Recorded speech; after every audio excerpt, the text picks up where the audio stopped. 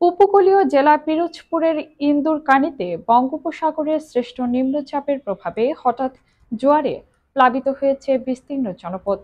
ঘরবাড়িতে ঢুকে পড়েছে নদীর পানি। বাধ্য হয়ে অনেকেই আশ্রয় নিয়েছেন পাশের শিক্ষা প্রতিষ্ঠানের ভবনে। বিপর্যস্ত ও পানিবন্দী মানুষের পাশে দাঁড়িয়েছেন পিরোজপুর জেলা বিএনপির আহ্বায়ক অধ্যক্ষ আলমগীর হোসেন। জালিস মাহমুদের তথ্য ও ভিডিও চিত্রে থাকছে বিস্তারিত। বঙ্গোপসাগরের সৃষ্ট নিম্নচাপের প্রভাবে আকস্মিক জোয়ারে প্লাবিত হয়েছে পিরোজপুরের উপকূলীয় উপজেলা ইন্দুরকানী। শত শত ঘরবাড়িতে নদীর পানি ঢুকে পড়ায় বিপর্যস্ত হয়ে পড়েছে জনজীবন। অনেকেই আশ্রয় নিয়েছেন স্থানীয় স্কুল ভবনগুলোতে।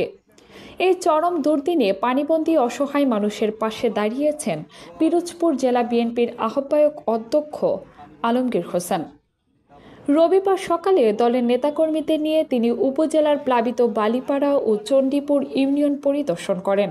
এ সময় তারা নৌকায় করে পানিবন্দী পরিবারগুলোর দোরগোড়ায় গিয়ে শুকনো খাবার, নিত্য প্রয়োজনীয় সামগ্রী ও নগদ অর্থ পৌঁছে দেন।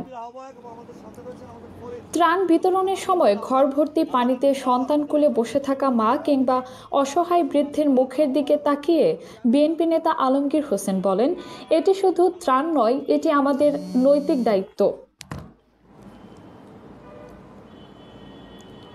বিএনপি শুধু রাজনীতির জন্য মাঠে থাকে না, মানুষের দুঃসময়ে তাদের পাশে থাকার জন্যও থাকে। এই প্লাবনে হাজারো পরিবার ঘর ছাড়া হয়েছে, তাদের খাওয়ার মতো শুকনো খাবারটুকু নেই। এমন দুঃসময়ে মানুষের পাশে না দাঁড়ালে রাজনীতির কোনো মূল্য থাকে না।